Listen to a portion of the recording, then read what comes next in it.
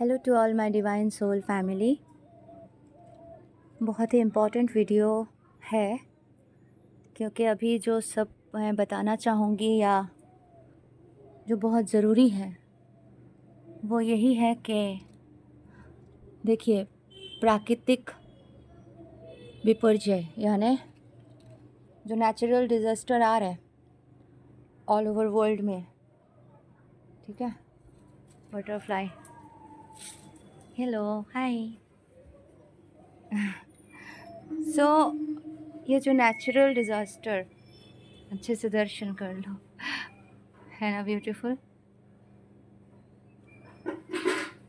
So cute. सो जो natural disaster है इसके लिए तैयारी करना पड़ेगा। देखिए,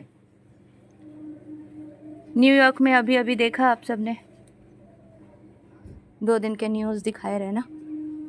अच्छा, तुम मेरे पास पास ही रहो क्या? खेल रहे मेरे साथ? अच्छा, तुम्हारा फ़ोटो लेते जाओ। ओके, देखो सब बहुत ब्यूटीफुल है, दिखा दिया बस। ओके, तो अरे हाँ हाँ, सबने देखा, बहुत सुंदर हो। सबके रियूनियन हो जाए, सब न्यू अर्थ में चले जाए और ब्लेसिंग्स हमारे एंजल बटरफ्लाई की तरफ से सबको बहुत बहुत सारे ब्लेसिंग्स।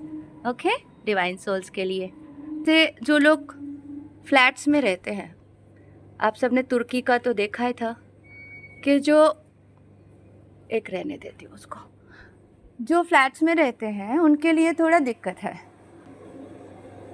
वो अचानक से कुछ भी हो सकता है ना। जय मातेश्वरी, जय माँ काली, जय महादुर्गे माँ, जय महाकाली मातेश्वरी, जय। ये हमारे जो एरिया है ना, प्लांट्स ही प्लांट्स, ट्रीज ही ट्रीज दिखेंगे आपको, बहुत सारे। मतलब पूरे एरिया अगर देख ले, सबके घरों में है ना, बहुत सारे ट्रीज हैं। ये एरिया पूरा प्लांटों से, ट्रीज से भरे हुए हैं, बड़े बड़े पेड़ हैं। तो ऐसे जगहों में भूकंप कम आते हैं। क्यों? क्योंकि बड़े बड़े वृक्ष है, बहुत है। मेरे जन्म से आज तक मैंने यहाँ पे तो कभी भूकंप नहीं देखा। तो ऐसे एरिया चुनना ज़रूरी है जहाँ पे भूकंप नहीं आए, ठीक है।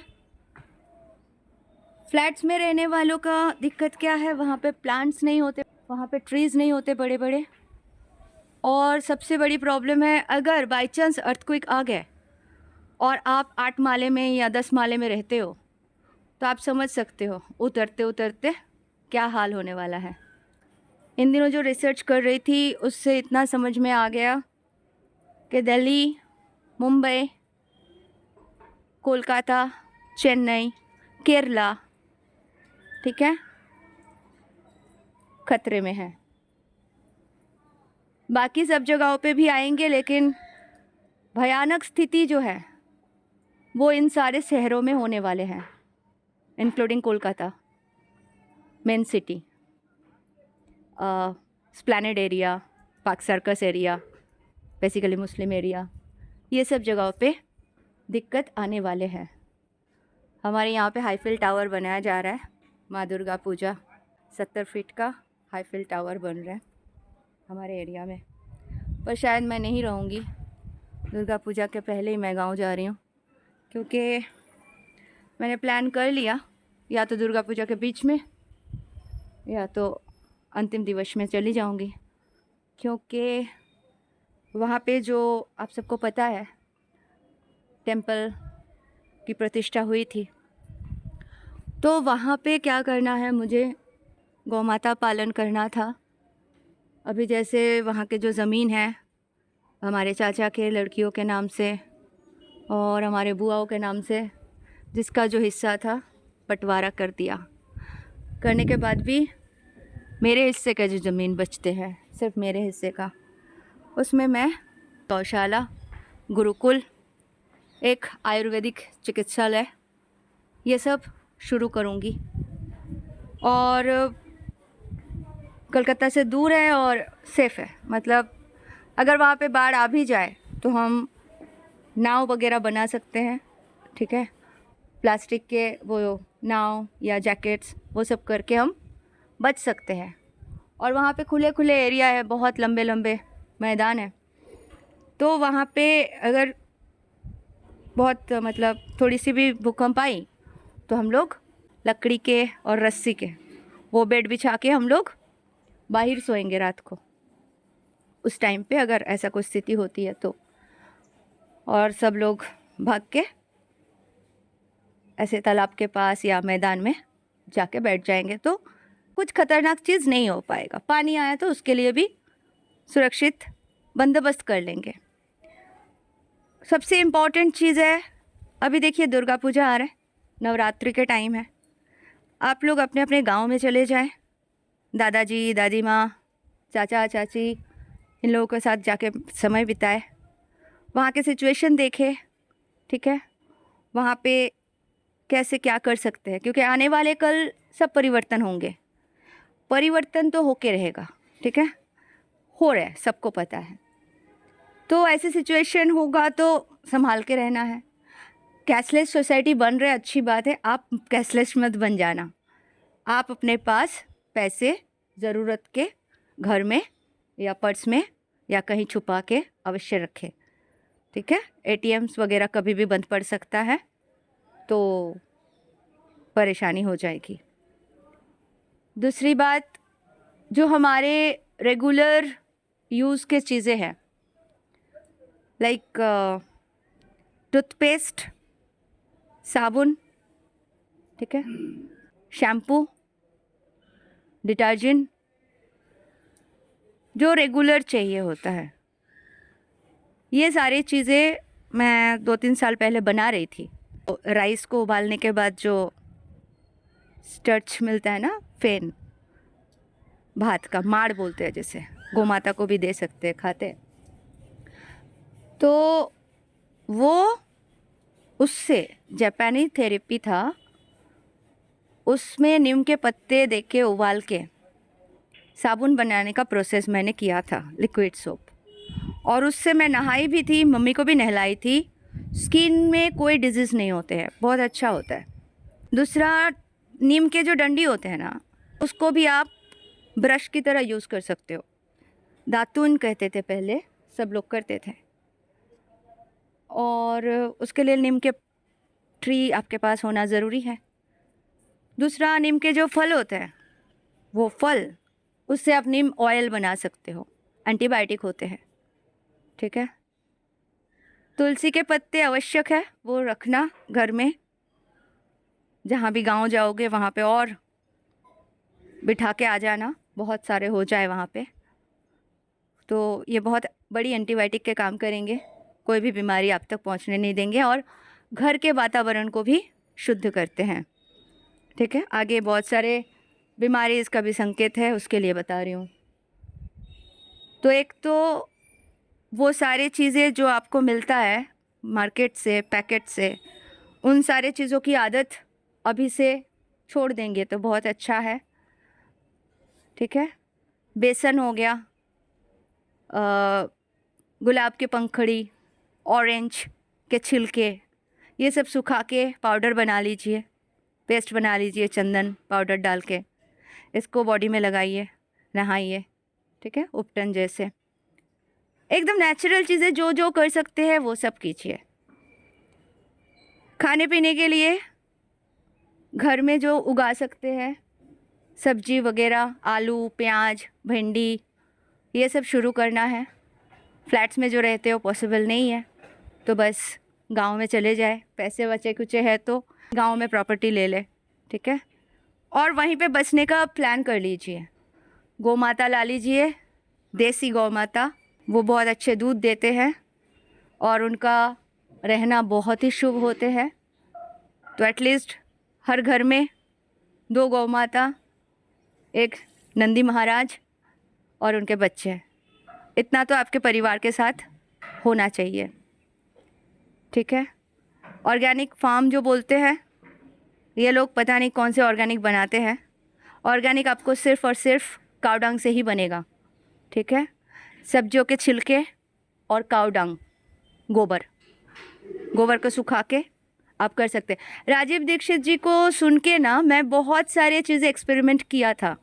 5 साल मैं सिर्फ एक्सपेरिमेंट किया और ये कर कर के मैं घर पे भी फसल उगाई, भिंडी वगैरह, टमाटर, ये सब टेरेस में ही करती थी मैं। मुझे एक्सपीरियंस हो गया है किस तरह से हमें करना है।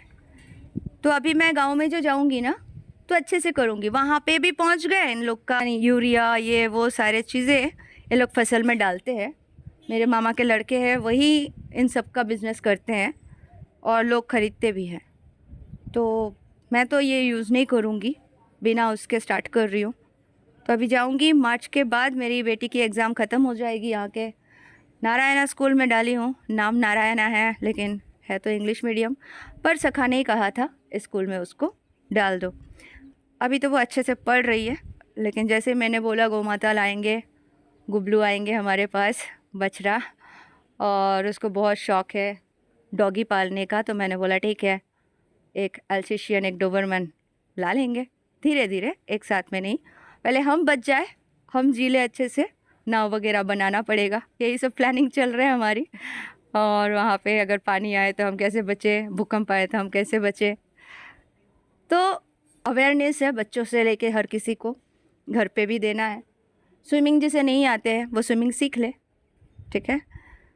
और बस शहर से दूर जाने का बंदोबस्त कर लीजिए अगर ज़िंदगी चाहिए तो, क्योंकि शहर में तो 2 साल में बहुत कुछ होने वाला है, बहुत कुछ। मुझे विज़न भी आते हैं और बहुत सारे भाई बहुत प्यारे प्यारे वीडियोस बनाते हैं, वो भी मैं सुन लेती हूँ। 2 लिंक मैं डाल दूँगी प्रूफ के साथ भाइयों के, आप लोग वो लिंक से जाके देख लेना, वो लोग सब प्रूफ के साथ बनाते हैं। तो यही है कि हमें डरना तो बिल्कुल नहीं है, जो भी सिचुएशन होगा उसके साथ निपटने के लिए तैयार होना है। क्योंकि देखिए अभी तो मौका मिलेगा ना हम लोगों को, ये जो हमने रिसर्च किया हुआ है ये सब अप्रूव करने के लिए। मेरी बेटी आज बोल रही थी, माँ जब विदेशों में गौ माताओं को 5 साल के बाद जीवित नहीं रखते, तो मैंने बोला वो विदेशी है, हमारे खून अलग है, उनका छोड़ दो। हमारे गौ माताएँ अगर दूध देना बंद कर देंगे तो हम उनके सेवा करेंगे, अच्छे से रखेंगे, उनको रोज़ अच्छे से चारा खिलाएंगे, नहलाएंगे, सेवा करेंगे, पूजा करेंगे, और उनके जो गोबर होंगे और उनके जो मूत्र होंगे उसे हम इस्तेमाल करेंगे, तो वो हमारे लिए कभी बोझ नहीं होंगे। वो हमारी माँ है, गौ माता है। तो हम इस तरह से कैंसर तक के बीमारी भी ठीक रखेंगे, कोई कोड़ी या कुछ भी ऐसे बीमारी होते हैं उन सबको ठीक रखेंगे। बाकी हमारे ध्यान, मेडिटेशन और शिव पिता, माँ दुर्गा, है ना, सखा सखी सब साथ में ही है। हम जो करेंगे बहुत अच्छा ही होगा। ये जो नारियल का ट्री है ना, देखिए नीचे मनी प्लांट लगाया था, कितने बड़े बड़े हो गए। बहुत अच्छा ऑक्सीजन देते हैं मनी प्लांट, है। तो ये जितने अच्छे होंगे, पैसे तो आते ही है लेकिन साथ साथ बहुत अच्छा वो करते हैं। तो इसको ना फल नहीं आता था, तो मम्मी बोलती थी ये कितने बड़े हो गए, इसको फल नहीं आ रहे। तो एक दिन पूजा किया, मैं 10 साल से संतोषी माँ की पूजा करती थी, ठीक है। तो एक दिन पूजा किया और जो सो मैंने हाथ में पानी लिया और ओम नमः शिवाय बोल के इस पर मार दिया था। अब देखिए उसके बाद से सत्य में कितने फल आ रहे, ठीक है। तो देखिए कितना पावर है मेरे बाबा के नाम लिए हुए पानी में। तभी होते पॉसिबल जब हम शुद्ध रहते हैं, हम बहुत प्यार से रहते हैं, हाई वाइब्रेशन में रहते हैं, तो सब कुछ हमारे लिए सुंदर हो जाते हैं। क्योंकि हम ब्यूटीफुल धरती के लिए ही मैनिफेस्ट कर रहे हैं ना, हम खुद के अकेले के लिए नहीं कर रहे हैं। पूरे संसार के लिए कर रहा है कि बस जो इतने दिन तक डिवाइड एंड रूल देखे हो, जो जलन परेशानी अपने अंदर पाले हो, वो सब भुला दो, मिटा दो, खुश हो जाओ, है ना। सब कुछ अच्छा है, ब्यूटीफुल है, न्यू अर्थ है, तो न्यू अर्थ के जैसे खुद को बनाओ, तैयार करो, है ना, खूबसूरत से। और जो आदत थी पैकेटिंग फूड, बाहर से शॉप से ख़रीदना, शॉपिंग मॉल, ये सब बंद करो। आज गांधी जी का बर्थडे है, उनको सहस्त्र कोटि प्रणाम। एक बात उन्होंने सिखाया था, खुद के कपड़े खुद बुनते थे, अंग्रेज़ों के कपड़े नहीं लेते थे। लेकिन हमने उनका वो पॉजिटिव साइड देखे ही नहीं। उनको अगर हम फॉलो करते थे और हम देसी कपड़े पहनते थे, तो आज वो शॉपिंग मॉल वाले और जो लोग एक्चुअली हमारे ऊपर शासन कर रहे हैं, मिलेनियर्स नहीं हो पाते थे। तो हमने उनका दिखाया हुआ रास्ता ही छोड़ दिए। हमें फ़ैशन करना था, एक से एक क्लॉथ्स लाना था, पहनना था। तो गांधी जी को थैंक यू सो मच कहते हुए और उनके दिखाए हुए रास्ते को आगे फॉलो करूँगी। देसी कपड़े फिर बनाने की कोशिश करूँगी। आप सब भी एक्सपेरिमेंट करना शुरू कर दे, रिसर्च करना शुरू कर दे। न्यू अर्थ हमें ही बनाना है, अलग अलग क्षेत्र में हम बनाएंगे। और हाँ, अपने टेलीपैथी स्ट्रांग रखें, हम लोग टेलीपैथी कम्युनिकेशन कर लेंगे। फ़िलहाल मेरे 4-5 सिस्टर्स के साथ टेलीपैथी बहुत स्ट्रांग हो चुके हैं। उनको मैसेज देती हूँ तो वो तुरंत रिप्लाई करते हैं या आ जाते हैं। तो आप सब भी अपने ऊपर काम करें अच्छे से, अपने डीएम को अवेयरनेस में लाए। जिनके डीएम को बिल्कुल पता नहीं है, थोड़ा थोड़ा टीचिंग देना शुरू करें, बता दीजिए क्या क्या सिचुएशन है। और फ्लैट्स में रहने वाले जल्द से जल्द अपना घर खाली करके नॉर्मल बंगलों में चले जाएं। बंगले बहुत स्ट्रॉन्ग होते हैं, हमारे एरिया के बंगलो देखो बहुत स्ट्रॉन्ग है। अगर यहाँ पे भूकंप आएगा ना बहुत बड़ा भी, तो भी हमारे पास इतना टाइम तो रहेगा कि हम भाग के बाहर जा सकें। लेकिन फ्लैट्स में रहने वालों के पास टाइम नहीं होंगे। Thank you so much, love you all, God bless you all.